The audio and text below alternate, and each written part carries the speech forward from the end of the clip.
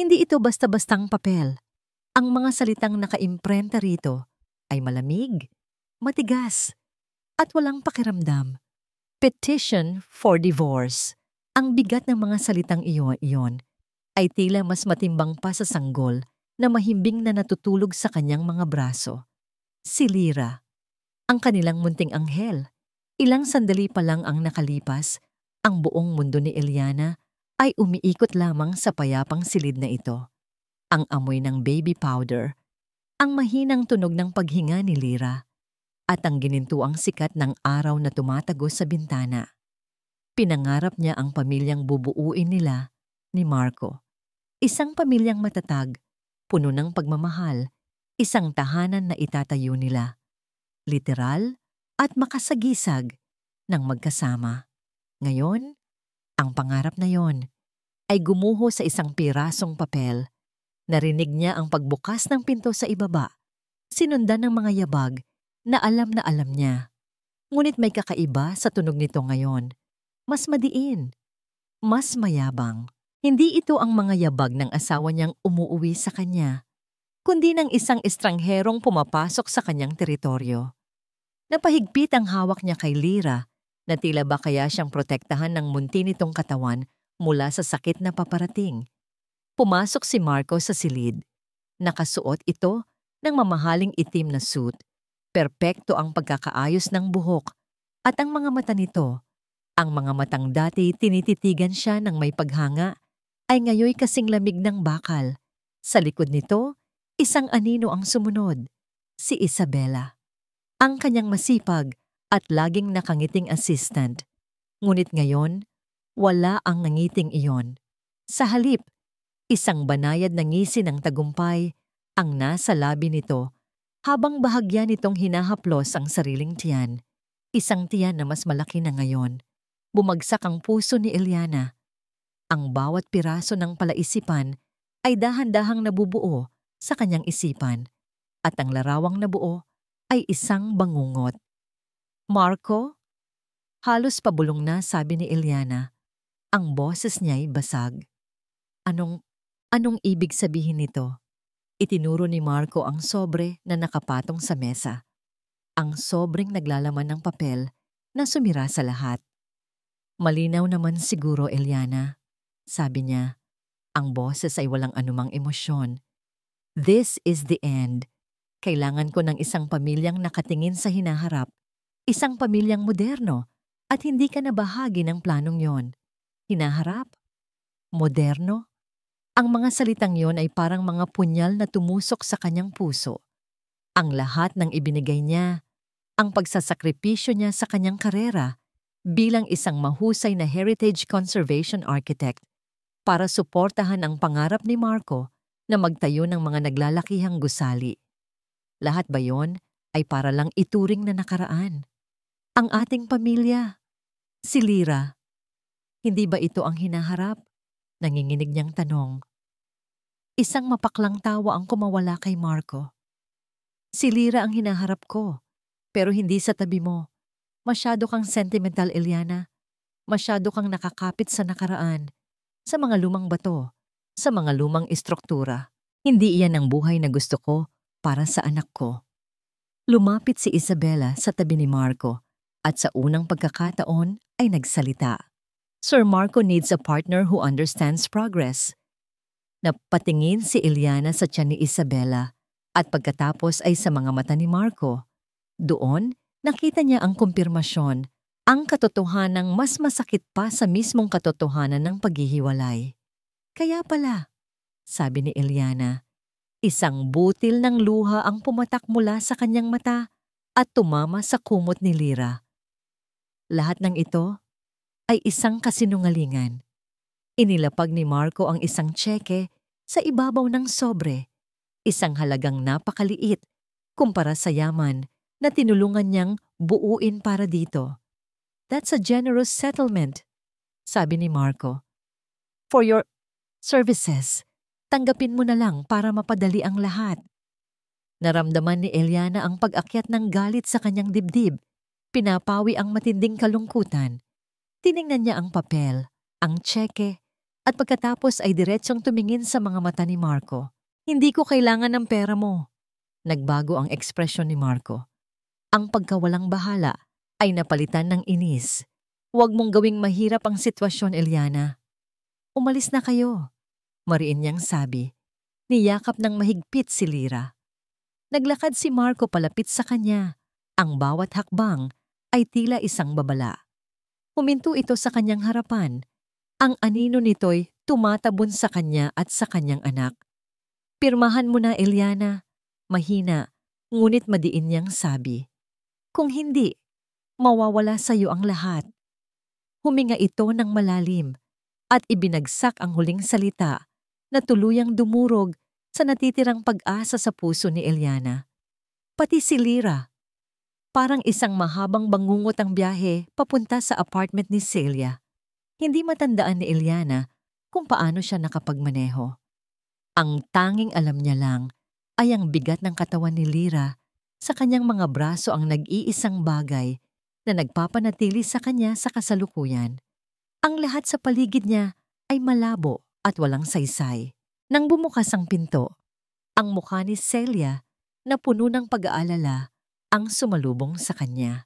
Isang tingin pa lang sa itsura ni Eliana, sa namumugto nitong mga mata, sa nanginginig nitong mga labi, sa paraan ng pagyakap nito kay Lyra, na tila iyon na lang ang natitira sa mundo. Alam na agad ni Celia na may isang teribleng nangyari. Walang salitang namutawi. Inakay lang siya ni Celia papasok, isinara ang pinto. At doon, sa kaligtasan ng yakap ng kanyang matalik na kaibigan, tuluyan nang bumuhos ang lahat ng luhang pinigilan ni Eliana. Wala na, Celia. Wala na ang lahat. Humahagulgol niyang sabi sa pagitan ng mga hikbi. Iniwan niya kami. Dahan-dahang kinuha ni Celia si Lyra mula sa mga braso ni Eliana at maingat na inihiga sa kuna na laging nakahanda sa apartment niya para sa mga ganitong pagkakataon. Pagkatapos ay bumalik ito at niyakap ng mahigpit si Eliana. Sige lang, Ellie, ilabas mo lang lahat. At iyon nga ang ginawa ni Eliana. Inilabas niya ang lahat ng sakit, ang lahat ng pait, ang pakiramdam ng pagkakataksil na dumurog sa kanyang pagkatao. Isinalaysay niya ang pagdating ni Marco, ang malamig nitong mga salita, ang anino ni Isabela, at ang banta na kunin din maging ang kanyang anak. Nang mahimasmasan si Eliana, iniabot ni Celia sa kanya ang mga papel na dala niya. Umupo si Celia sa kanyang tabi. Ang malambot niyang disposisyon ay napalitan ng talas ng isang abogado. Binasa niya ang bawat linya. Ang kanyang panga ay unti-unting tumitigas sa bawat salita. Settlement? Bulalas ni Celia, hindi maitago ang galit sa kanyang boses. Hindi ito settlement, Ellie. Ito ay isang insulto. Ang halagang ito ay ni hindi katumbas ng 1% ng kinita ng kumpanya niya mula nang ikasal kayo. Ang kumpanyang tinulungan mong itayo. Napayuko si Eliana. Wala akong lakas para lumaban, Celia. Paano ako lalaban? Nasa kanya ang lahat. Ang pera, ang mga abogado, ang kapangyarihan. Mali, maring sabi ni Celia, hinawakan ang kamay ng kaibigan. Nasa kanya ang pera, pero nasa iyo ang isang bagay na hinding-hindi niya makukuha. Ano yon?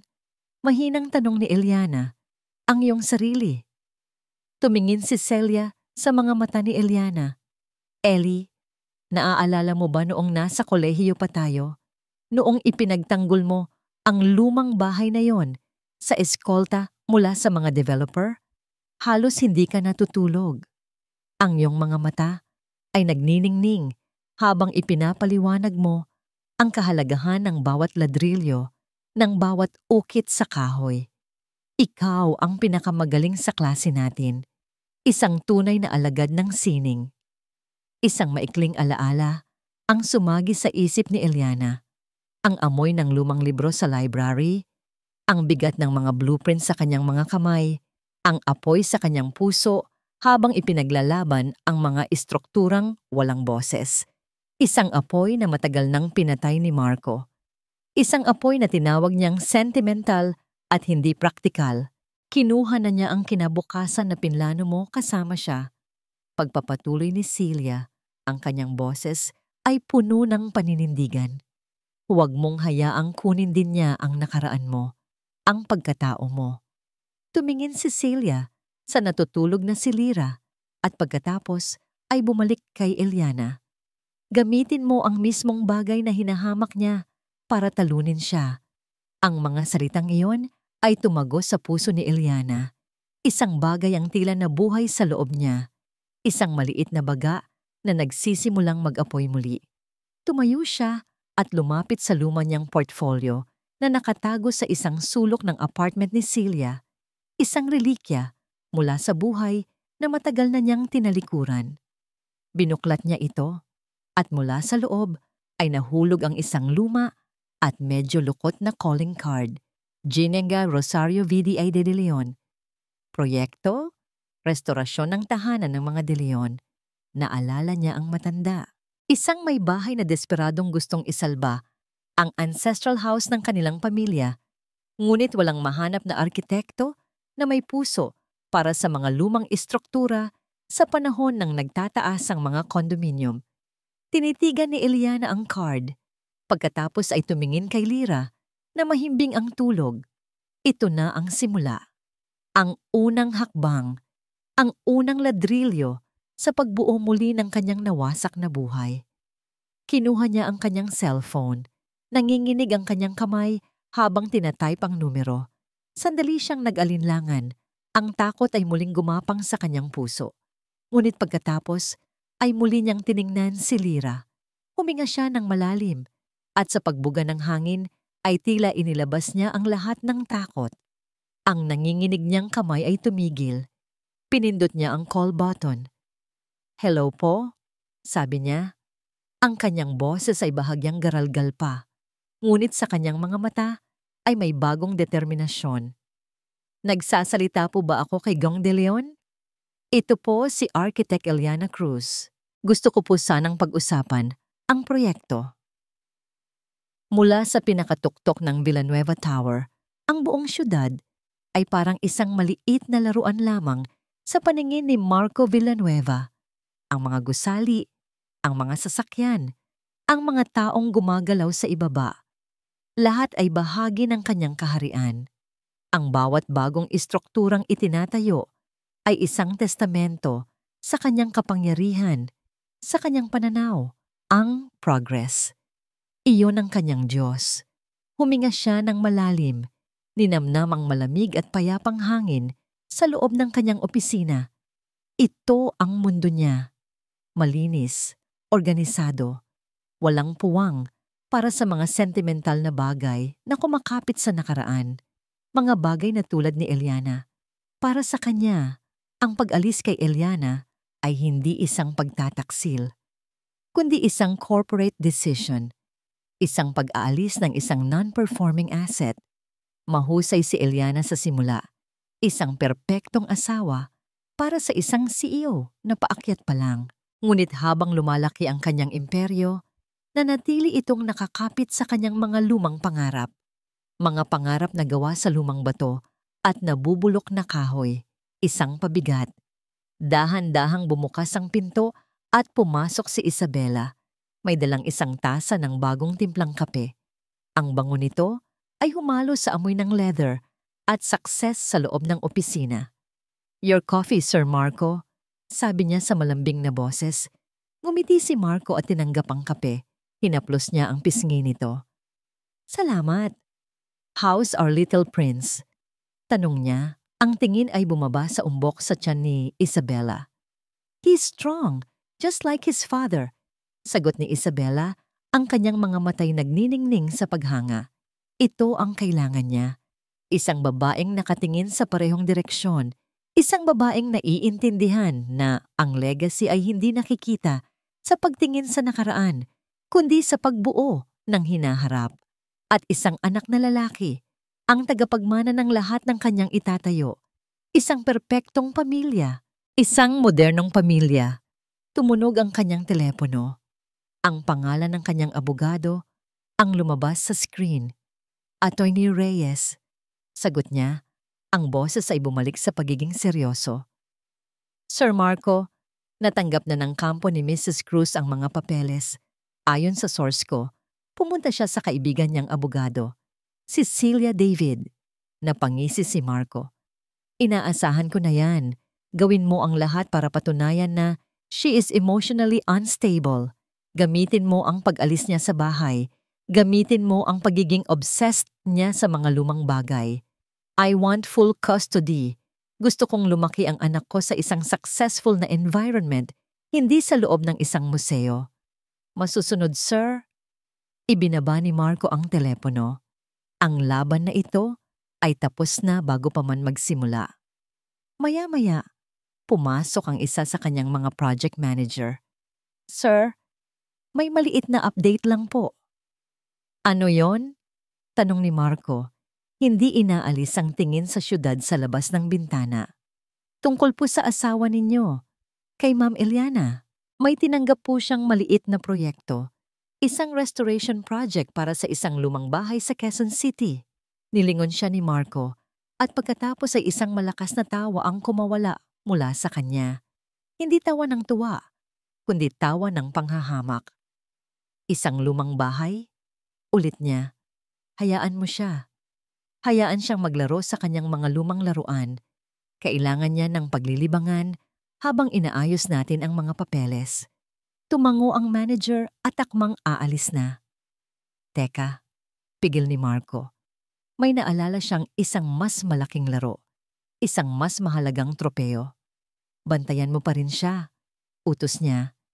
At mag-research ka tungkol sa paparating na bidding para sa National Historical Landmark, ang lumang gusali ng Aduana. Gusto kong malaman ang lahat ng detalye. Tumingin siya sa labas. Ang kanyang mga mata ay nakatuon sa isang malayong lugar sa syudad. Iyon ang magiging korona ng Villanueva Corporation, ang hiya sa aking imperyo. Ang alikabok ay naging pabango sa kanyang pangamoy. Ang amoy ng lumang kahoy at basang lupa ay musika sa kanyang pandinig. Sa loob ng maraming linggo, ang ginagawang ancestral house ng mga De Leon ang naging kanyang mundo. Maaga siyang gumigising bago pa sumikat ang araw para ihanda ang mga gatas ni Lyra. Pagkatapos ay iiwan niya ito kay Celia na pansamantalang nag-aalaga habang siya'y nagtatrabaho. Ang bawat sandali na malayo siya sa kanyang anak ay masakit, ngunit ang sakit na yon ang nagsisilbing gasolina sa kanyang determinasyon para ito kay Lyra. Ang lahat ng ito ay para sa kanya. Sa construction site, hindi siya isang dekahong arkitekto na naguutos lang mula sa malayo. Nakasuot ng hard hat at botas, kasama siya sa bawat proseso. Sinusuri niya ang bawat tabla, hinahaplos ang bawat ukit, at tinitiyak na ang bawat pako ay nasa tamang lugar. Noong una, may pag-aalinlangan sa mga mata ng mga karpintero at construction worker, lalo na kay Mang Tony, ang kanilang foreman. Sigurado po ba kayo, ma'am? Madalas nitong tanong na may halong pagdududa sa boses. Mas madali kung papalitan na lang natin to ng bago. Isang araw, habang inaayos nila ang mga sirang kapis sa bintana, muling umiral si Mang Tony. Ma'am, masisira lang ulit to. Bakit hindi na lang tayo gumamit ng salamin? Imbis na mainis, lumapit si Eliana. Hinawakan niya ang kahoy na humahawak sa mga cups. Mang Tony, mahinahon niyang sabi, ang hamba ng bintanang yan ay gawa sa yakal. Tingnan niyo ang kulay at ang bigat. Kung papalitan natin yan ng bagong kahoy na hindi yakal, kakainin lang ng bagong kahoy ang luma. Sa loob ng ilang taon, babagsak din yan. Itinuro niya ang isang bahagi ng kahoy na may bahagyang sira. Ang kailangan lang natin ay itreat ito at maghanap ng kaparehong klase ng yakal para ipantapal sa butas. Hindi madali, pero ito ang tama. Napatingin si Mang Tony sa kahoy, pagkatapos ay kay Eliana. Ang pagdududa sa kanyang mga mata ay napalitan ng paghanga. Mula sa araw na yon, hindi na siya tinawag nitong ma'am. Sa halip, architect na ang tawag nito sa kanya. Isang maliit na bagay, ngunit para kay Eliana, Iyon ay isang malaking tagumpay at dumating ang araw ng pagtatapos ng proyekto. Ang dating nalulumang bahay ay muling nabuhay. Ang mga sahig ay kumikinang. Ang mga bintana ay sumasalamin sa sikat ng araw. At ang buong istruktura ay tila humihinga muli. Naluha si Gang de Leon nang makita niya ito. "Hija," sabi ng matanda habang hawak-hawak ang kamay ni Eliana, "hindi lang bahay ang isinalba mo. Isinalba mo ang aming mga alaala. Binuhay mong muli ang kaluluwa ng aming tahanan." Ang mga salitang yon ay mas matamis pa sa anumang bayad. Ngunit ang bayad ay dumating din. Isang sobreng naglalaman ng tseke. Ang unang kita ni Eliana mula sa sarili niyang pagod at talino pagkatapos ng maraming taon. Habang hawak niya ang tseke, naramdaman niya ang isang bagay na matagal na niyang hindi naramdaman. Kalayaan. Gabi na nang makauwi siya sa apartment ni Celia. Pagod na pagod, ngunit ang puso niya ay puno ng kasiyahan. Niyakap niya si Lyra na mahimbing na natutulog at humiga sa tabi nito. Kinuha niya ang kanyang cellphone para tingnan ang mga litrato nilang mag-ina na kuha ni Celia kanina. Habang nag-i-scroll, isang news headline ang pumukaw sa kanyang pansin. Isang pamilyar na pangalan ang nakasulat. Nag-init ang kanyang mga mata. Ang saya na naramdaman niya kanina ay biglang naglaho, napalitan ng pamilyar na bigat sa kanyang dibdib. Ang headline, Villanueva Corporation, formal, nang inanunsyo ang pagsali sa bidding para sa National Historical Landmark. Ang balita tungkol sa Villanueva Corporation ay parang isang malaking batong humarang sa daan ni Eliana. Ngunit sa pagkakataong ito, imbis na magpatinag, ginawa niya itong pundasyon. Kinabukasan, habang pinapanood niya si Lyra na natutulog, isang salita ang pumasok sa kanyang isip. Isang salitang naglalarawan hindi lang sa kanyang trabaho, kundi sa kanyang layunin. Manlilikha, bulong niya. Ang Tagalog para sa creator. Iyon ang ipapangalan ko sa kumpanya, sabi niya kay Celia nang magkita sila sa isang maliit na coffee shop para ayusin ang mga papeles. Manlilikha, ulit ni Celia, ninamnam ang salita. Gusto ko yan. Hindi lang ito tungkol sa pagtatayo, kundi sa pagbibigay buhay. Eksakto, sabi ni Eliana. Ang kanyang mga mata ay nag-aalab sa bagong sigla. Hindi ako basta-basta magre-restore ng mga gusali. Bubuhayin ko ang kanilang mga kwento. Iyon ang laban ko kay Marco. Habang siya ay nagtatayo ng mga toreng bakal na walang kaluluwa, ako ay lilikha ng mga espasyong may puso. Sa tulong ni Celia, naging opisyal ang Manlilikha Architectural Firm sa loob ng ilang linggo. Ang kanyang maliit na tagumpay sa bahay ng mga De Leon ay kumalat sa pamamagitan ng word of mouth sa komunidad ng mga heritage enthusiasts. Nakatanggap siya ng ilang maliliit na proyekto pa, isang lumang kapilya sa Laguna, isang public library na napabayaan na. Ang bawat araw ay isang hamon. Sa umaga, siya ay isang ina. Sa hapon, siya ay isang arkitekto, researcher at project manager. Sa gabi, pagkatapos patulugin si Lyra, siya ay isang business owner, nag-aaral ng mga numero at naghahanda ng mga proposal. Pagod, pero buo. Isang hapon, kailangan niyang umorder ng isang espesyal na klase ng vegan tiles para sa proyekto sa kapilya. Tinawagan niya si G. Reyes, isang supplier na matagal na niyang kakilala at pinagkakatiwalaan mula pa noong siya'y intern. Architect Cruz, napatawag ka. Masayang bati nito sa kabilang linya. Mang Ben, kamusta po? O-order po sana ako ng tiles. Biglang nagbago ang tono ng boses ni G. Reyes. Naging alanganin ito. Naku, architect, pasensya ka na. Medyo kapos kami sa supply ngayon. Nagtaka si Eliana. Kapos? Pero kayo ang pinakamalaking distributor niyan. Kahit konti lang para masimulan ko. Narinig niya ang pagbuntong hininga sa kabilang linya.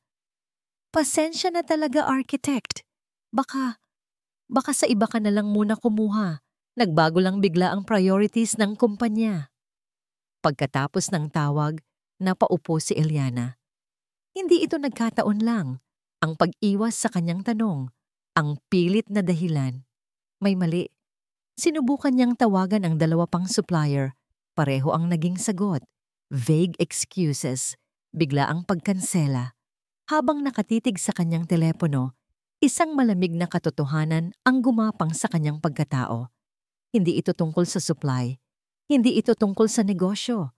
Ito ay tungkol sa isang pangalan. Villanueva. Isang tao lang ang may kakayahang gawin ito. Isang tao lang ang may sapat na impluwensya para utusan ang mga supplier na huwag siyang bentahan. Isang tao lang ang may dahilan para gawin ito. Si Marco. Hindi niya kayang talunin si Eliana sa larangan ng talento, kaya't sinusubukan siyang lumpuhin bago pa man siya makalipad. Naramdaman ni Eliana ang pagkuyom ng kanyang mga kamao. Ang galit ay nagsimulang pumalit sa pagkadismaya. Hindi na siya ang Eliana na iiyak na lang sa isang sulok. Biglang tumunog ang kanyang telepono. Si Celia ang tumatawag. "Elay, buti sinagot mo," sabi ni Celia. Ang boses nito ay seryoso at apurado. "May masama akong balita. Galing sa korte." Kinabahan si Eliana. "Anong nangyari?" Huminga ng malalim si Celia sa kabilang linya bago ibagsak ang balita. Nag-file si Marco ng urgent motion sa korte para sa isang emergency hearing tungkol sa custody ni Lyra. Ano? Anong dahilan niya? Ang dahilan niya, sabi ni Celia, ang bawat salita ay tila isang suntok sa sikmura ni Eliana, ay ang walang ingat mong pagtatayo ng isang hindi establing karera na naglalagay daw sa kapakanan ni Lyra sa panganib. Ang lumang gusali ng adwana sa Intramuros ay nakatayo na, parang isang matandang higanting sugatan. Ang mga haligi nito, na dating simbolo ng kapangyarihan, ay nababalot na ng lumot. Ang mga bintana nito, na dating nakatanaw sa daungan na puno ng buhay, ay ngayoy mga butas na madilim. Para sa karamihan, ito ay isang guho. Ngunit para kay Marco Villanueva, ito ay isang blankong canvas. Naglakad siya sa paligid ng gusali. Ang tunog ng kanyang mamahaling sapatos na katad ay umalingaw-ngaw sa katahimikan. Hindi niya nakikita ang mga bitak sa pader o ang mga sira sa bubong. Ang nakikita niya ay salamin at bakal. Isang bagong tore na tatayo sa lugar na ito, ang Villanueva Aduana Tower. Isang simbolo ng modernong Maynila. Isang simbolo ng kanyang tagumpay. Ngunit habang papalapit siya sa pangunahing entrada, isang pamilyar na pakiramdam ng inis ang gumapang sa kanya. May kung anong alaala ang pilit na umahon mula sa kailaliman ng kanyang isipan. Flashback. Isang batang Marco, nasa mga unang taon pa lamang ng kanyang karera, ay nakatayo sa harap ng isang pulutong ng mga nagpoprotesta. Sa likod niya, ang nagbabadyang wrecking ball ay nakahanda ng wasakin ang Grand Apollo Theater, isang lumang Art Deco na sinehan para bigyang daan ang kanyang kauna-unahang high-rise building. Sa harap ng mga demonstrador, isang lalaking nasa katanghalian na ang edad ang siyang pinakamaingay. May hawak itong banner. Ang kanyang mga mata ay nag-aalab sa galit at prinsipyo. "Hindi ninyo mauunawaan," sigaw ng lalaki. Ang bawat bato ng teatrong ito ay may kwento. Hindi ito gusali lang. Ito ay bahagi ng ating kaluluwa bilang isang bayan. Hindi ninyo pwedeng gibain ang kasaysayan para lang sa tubo. Ang lalaking iyon, ang ama ni Eliana, isang propesor at masugid na heritage activist. Hindi pinansin ng batang Marco ang sigaw ng lalaki. Nagbigay siya ng senyas at ang wrecking ball ay nagsimulang gumalaw. Ang tunog ng pagbagsak ng unang pader ng Apollo Theater ay hinaluan ng sigaw ng pagkadismaya ng mga nagpoprotesta. Sa gitna ng lahat ng iyon, ang mga mata ni Marco at ng ama ni Eliana ay nagtagpo. Isang saglit ng purong pagkamuhi. End of flashback. Napailing si Marco. Pilit winawaksi ang alaala. Iyon ay negosyo. At sa negosyo laging may nananalo at may natatalo. "Sir Marco?" Nilingon niya si Isabela na papalapit sa kanya. Nakasuot ito ng puting bestida na lalong nagpapatingkad sa kanyang pagbubuntis. Inabot nito sa kanya ang isang bote ng tubig. Malalim ang iniisip mo, sabi ni Isabela. Ang kanyang boses ay puno ng pag-aalala. Ang lugar ba na ito? Wala ito. Maikling sagot ni Marco. Iniisip ko lang ang mga posibilidad. Hinawakan ni Isabela ang braso niya. Huwag mo nang isipin ang mga lumang bagay, Marco. Ang mahalaga ay ang hinaharap, ang bubuuin nating pamilya. Isang bagong legacy. Itatayo natin ito ng magkasama. Ang mga salita ni Isabela ay tila isang balsamo sa iritasyon ni Marco. Tama siya. Ang nakaraan ay nakaraan. Ngunit habang nakatalikod si Marco para muling pagmasdan ng gusali, pasimpleng kinuha ni Isabela ang kanyang cellphone. May isang text message doon na hindi pa niya nababasa mula sa isang hindi rehistradong numero. Kailangan na natin mag-usap. Huwag mo isipin na makakatakas ka dito. Mabilis na binura ni Isabela ang mensahe. Ang kanyang panyangiti ay hindi umabot sa kanyang mga mata. Ang kanyang muka ay panandaliang nabalot ng takot bago niya muling ibinalik ang maskara ng isang mapagmahal na partner. Sa opisina, isang tawag ang nagpabalik sa atensyon ni Marcos sa kasalukuyan, ang kanyang legal team. Sir, may update po kami. Ano yon? Ang kumpanya po ni Mrs. Cruz, ang manlilikha, ay formal na pong nag-submit ng kanilang bid para sa Aduana Restoration Project. Isang sandali ng katahimikan. Pagkatapos, isang dahan-dahang pagbuga ng hangin mula kay Marco.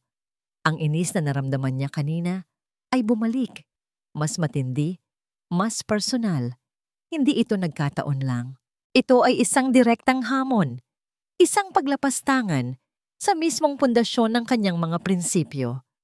Ang anak ng lalaking sumubok na pigilan siya noon ay siya namang humahamon sa kanya ngayon, gamit ang parehong sentimental na mga dahilan. Ibinagsak niya ang kanyang kamao sa mesa. Ang tunog ay umalingaw-ngaw sa buong opisina. Ang galit niya ay sumabog. Ang maliit na opisina ng manlilikha ay naging isang pugad ng aktibidad. Ang mga mesa ay puno ng mga libro ng kasaysayan, lumang mapa at mga draft ng architectural plans. Ang hangin ay siksik sa amoy ng kape, determinasyon at kawalan ng tulog. Si Eliana, kasama ang kanyang maliit na team, isang batang arkitekto na puno ng idealismo at isang veteranong draftsman na nakasama niya sa proyekto sa bahay ng mga De Leon, ay nagtatrabaho halos 24 oras bawat araw. Para kay Eliana, ang Aduana Project ay higit pa sa isang kontrata. Ito ay isang laban para sa kaluluwa ng kanyang propesyon. Ito ay isang pagkakataon para patunayan na ang pag-unlad ay hindi nangangahulugan ng pagwasak. At sa isang mas personal na antas, ito ay para sa kanyang ama. Isang pagpapatuloy ng laban na hindi nito napagtagumpayan. Hindi natin ito basta ire-restore, sabi ni Eliana sa kanyang team isang gabi, habang nakaturo sa blueprint. Buhayin natin ito. Gagawin nating isang public space, isang aklatan sa isang wing, isang museo sa kabila, at isang open-air theater sa gitna. Ibibigay natin pabalik ang Aduana sa mga tao. Ang kanilang mga mukha ay nagdingning sa inspirasyon. Ang plano ni Eliana ay hindi lang teknikal. Ito ay may puso. Ngunit habang abala sila sa pagbuo ng kanilang pangarap sa papel, si Marco naman ay abala sa pagsira sa pangalan ni Eliana sa publiko. Isang umaga, ipinasa ni Celia ang kanyang tablet kay Eliana. Isang sikat na business blog ang nakabukas dito. Ang headline ay malaki at nakakatusok. Ang mapait na paghihiganti ng Mrs. ni Villanueva, proyekto o personal na krusada. Binasa ni Eliana ang artikulo. Bawat salita ay isang lason. Pinalabas siya bilang isang babaeng desperada at puno ng galit, ginagamit ang isang pambansang yaman para lang makaganti sa kanyang asawa. May mga anonymous sources pa na nagsasabing hindi siya kwalipikado at ginagamit lang niya ang pangalan ng kanyang ama. Hayop siya. Nanggigigil na sabi ni Celia. Hindi siya patas lumaban. Kailangan mong sagutin ito, Eli. Maglabas ka ng statement. Umiling si Eliana. Ang kanyang mga mata ay nakapako sa screen. Nasasaktan siya, oo. Ngunit hindi siya magpapadala sa galit. Hindi, Celia, mariin niyang sabi. Kapag sumagot ako, kinumpirma ko lang na personal ito. Kapag pumatol ako, bumaba ako sa level niya. Tumingin siya sa kanyang team na nag-aalalang nakatingin sa kanya. Huminga siya ng malalim at ngumiti. Ang sagot natin ay hindi isusulat sa blog, sabi niya. Iguguhit natin ito. Ipepresenta natin. Hahayaan natin ang trabaho natin ang magsalita. Ang mga salitang iyon ay nagbigay ng bagong lakas sa kanila. Itinuon nila ang kanilang buong atensyon sa plano. Binalikan ni Eliana ang mga lumang journal ng kanyang ama, mga sulat kamay na tala tungkol sa kahalagahan ng adwana. Doon, sa pagitan ng mga pahina, nakakita siya ng isang ideya, isang detalye tungkol sa orihinal na disenyo ng gusali na matagal nang nakalimutan ng lahat. Isang light court sa gitna na idinisenyo para magpasok ng natural na liwanag at hangin. Isang henyong konsepto na natabunan na ng mga sumunod na renovation. Ito na, bulong niya sa sarili, ang kanyang puso ay tumitibok ng mabilis. Ito ang magiging puso ng kanilang disenyo. Ang kanilang alas. Nagtatrabaho sila hanggang madaling araw. Sa wakas, pagkatapos ng ilang linggong walang tigil na paggawa, natapos ang kanilang final proposal. Isang obra maestra ng pagsasalita ng nakaraan at pagyakap sa hinaharap. Ipinasa nila ito sa bidding committee ilang oras bago ang deadline. Pag-uwi, yakap-yakap ni Eliana si Lyra. Sa unang pagkakataon, sa loob ng mahabang panahon, nakaramdam siya ng kapayapaan. Ginawa na niya ang lahat ng kanyang makakaya. Ngunit ang kapayapaan ay panandalian lamang. Kinabukasan, habang nagkakape, tumawag ang kanyang batang arkitekto, si Ben. Ang boses nito ay nanginginig at puno ng pagkasindak. Architect Cruz, kailangan niyong makita to. Buksan niyo ang website ng Metro Builders Hub. Nagmamadaling binuksan ni Eliana ang website. At doon, sa front page hanggang bambay page, ang kanyang mundo ay gumuho. Nakapost ang isang artikulo na may mga detalyadong larawan. Mga larawan ng kanilang mga plano, ang kanilang mga sikretong ideya. Ang kanilang alas, ang light court, ay nakalantad para makita ng buong mundo. Ang headline, eksklusibo, ang revolutionary na disenyo ng manlilikha para sa adwana na bunyag. May nag-leak nito. May traitor sa loob ng kanyang team. Ang katahimikan sa loob ng opisina ng manlilikha ay mas mabigat pa sa pinakamalakas na sigaw. Si Eliana, si Ben, at ang kanilang draftsman na si Mang Lito ay nakatayo lang, nakatitig sa screen ng computer na nagpapakita ng kanilang ninakaw na mga ideya. Ang pakiramdam ng pagkakanulo ay masakit. Para itong isang matalim na bubog na tumusok sa tiwalang unti-unti nilang binubuo. Sino no? Iyon lang ang salitang kayang mamutawi sa bibig ni Mang Lito. Ang kanyang boses ay basag. Si Ben naman ay namumutla. Wala akong pinagsabihan, architect. Kahit sa pamilya ko, maniwala po kayo. Tiningnan sila ni Eliana. Nakikita niya ang takot at pagkalito sa kanilang mga mata. Gusto niyang maniwala sa kanila. Ngunit ang ebidensya ay nasa harap na nila. Paano ito nangyari?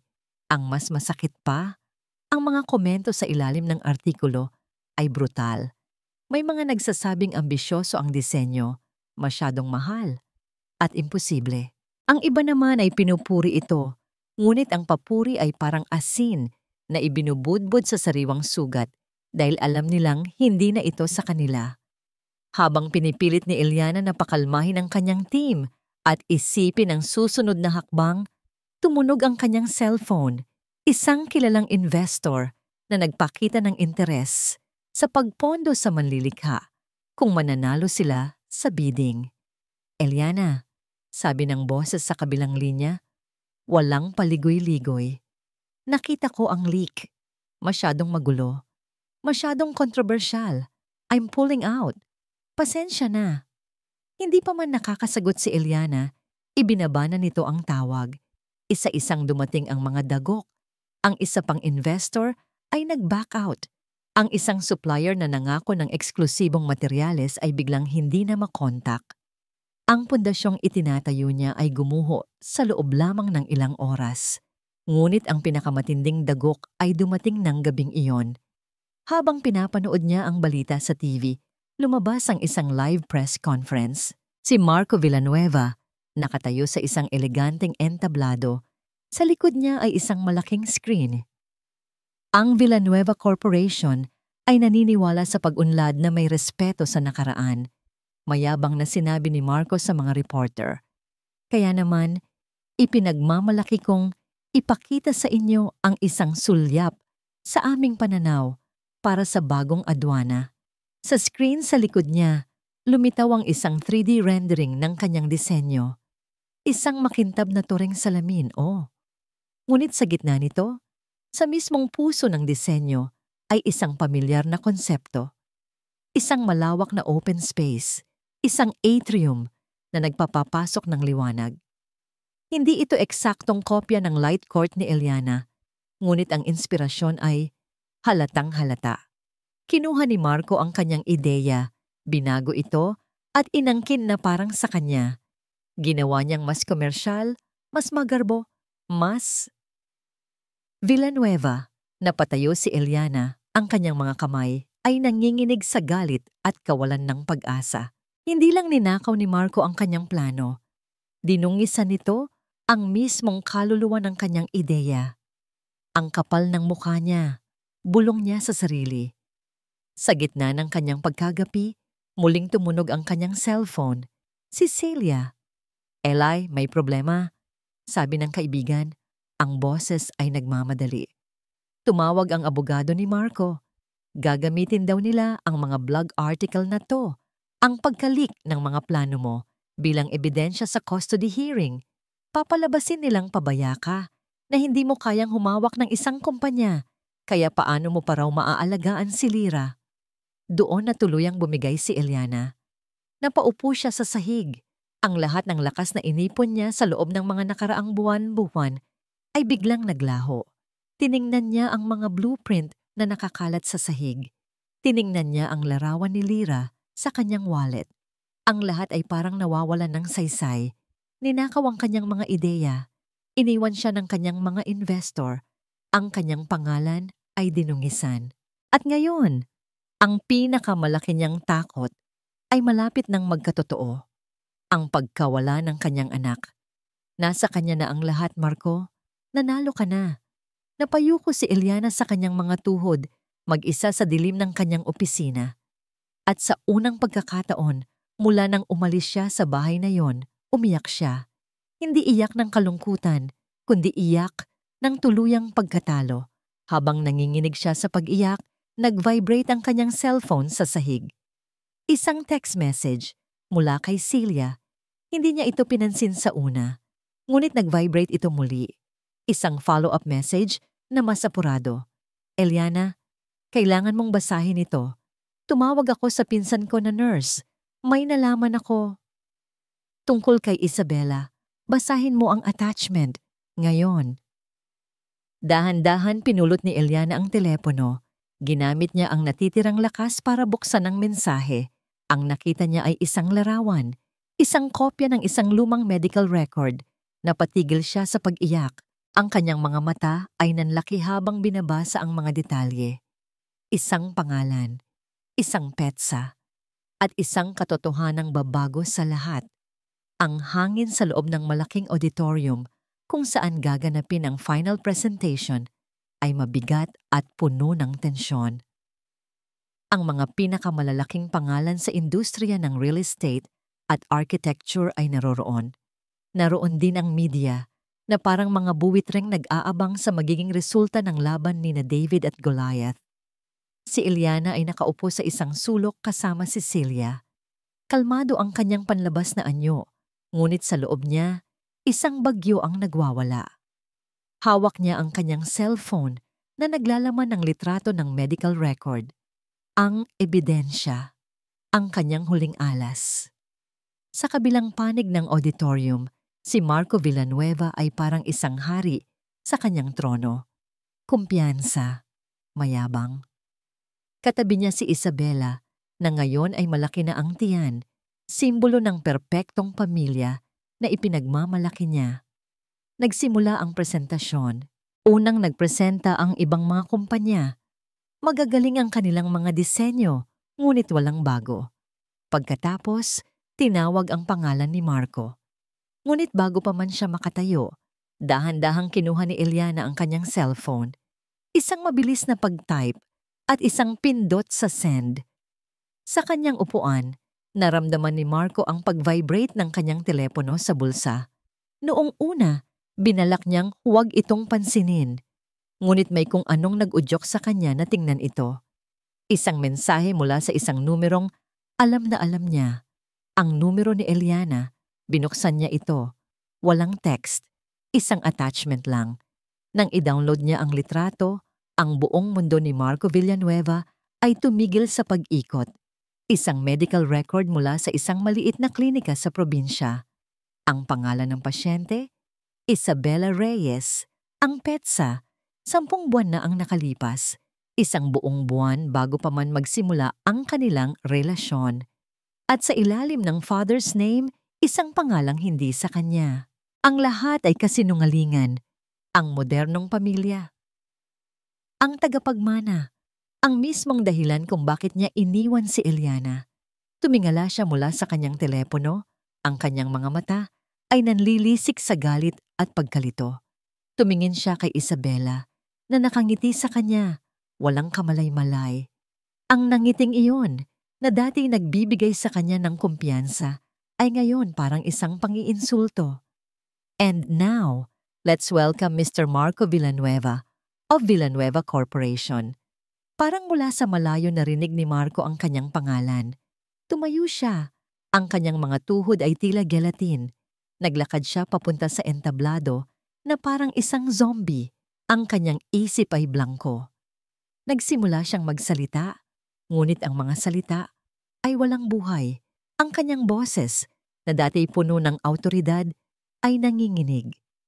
Habang ipinapaliwanag niya ang kanyang henyo at makabagong disenyo, ang tanging nakikita niya sa kanyang isipan ay ang petsa sa medical record.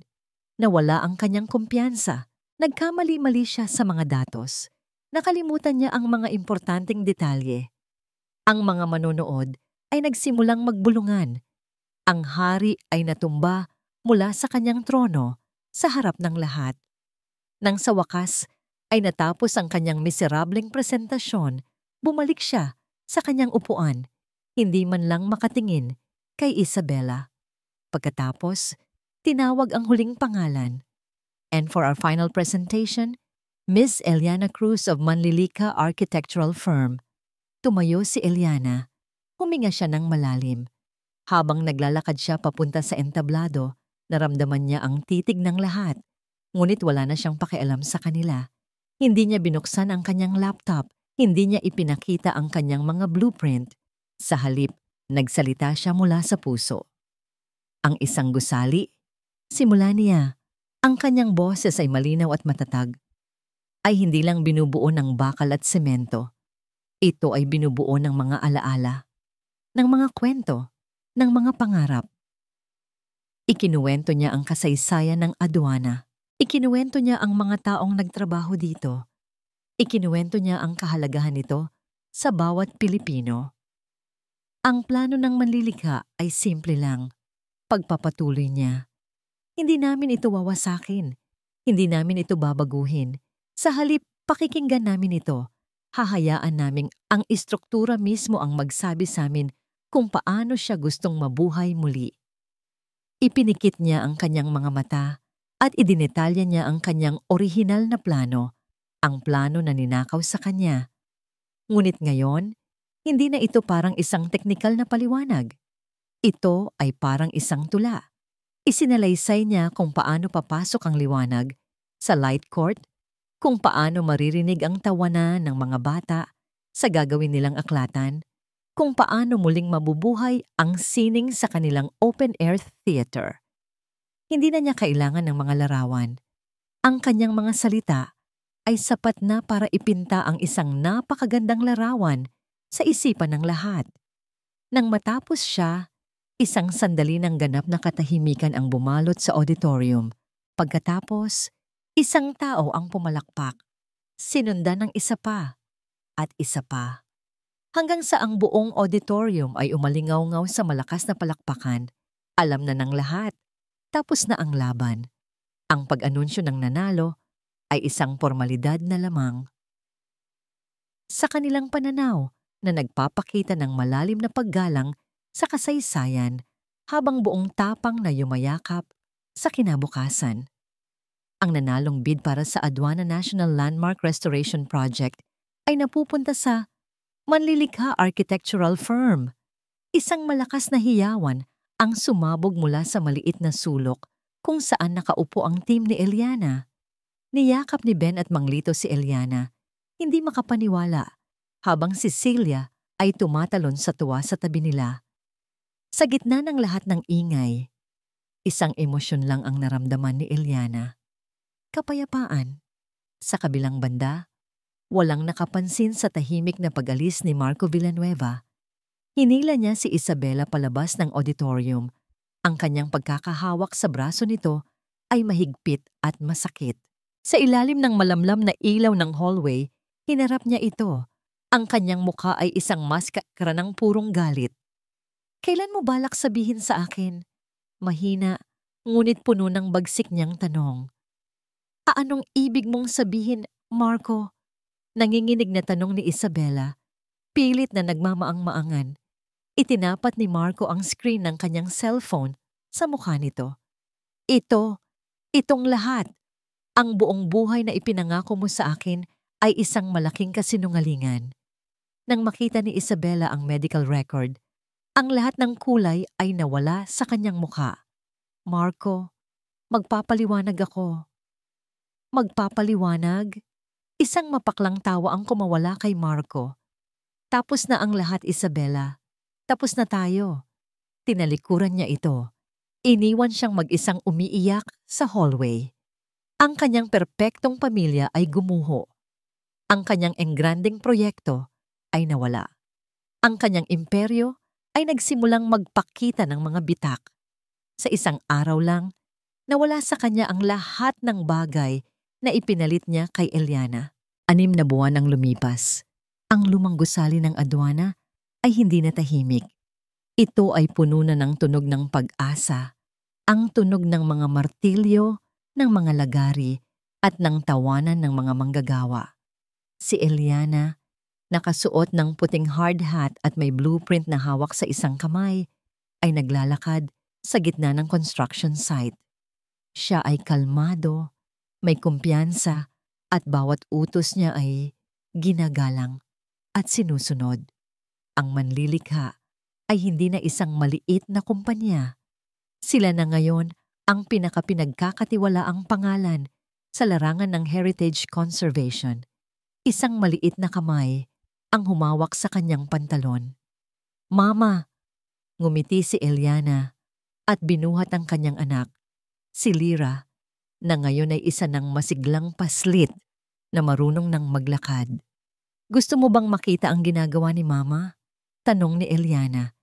Itinuro niya ang malaking espasyo sa gitna ng gusali kung saan ang mga sinag ng araw ay malayang pumapasok mula sa itaas. Ang light court ay unti-unti nang nabubuo. "Diyan, anak." Bulong ni Eliana sa tenga ni Lyra. "Diyan natin ilalagay ang napakaraming libro. Diyan ka matututong magbasa at mangarap." Umupo sila sa isang tumpok ng mga lumang ladrilyo, pinapanood ang pagtatrabaho ng mga tao. Ang bawat ladrilyong inilalatag ay parang isang piraso ng kanyang buhay na muli niyang binubuo. Mas matibay, mas totoo, Biglang nag-vibrate ang kanyang cellphone sa kanyang bulsa. Kinuha niya ito.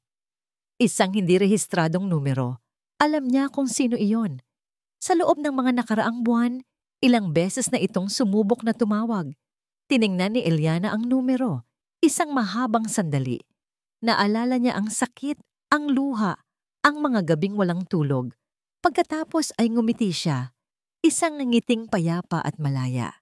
Pinindot niya ang end call at ibinalik ang cellphone sa kanyang bulsa. Hindi na niya kailangan pang sagutin ang nakaraan. Niyakap niya ng mahigpit si Lyra. Dito, sa gitna ng guhong muli niyang binubuhay, sa ilalim ng araw na malayang sumisikat, kasama ang kanyang anak, natagpuan ni Eliana Cruz ang kanyang tunay na tahanan, ang kanyang tunay na obra maestra.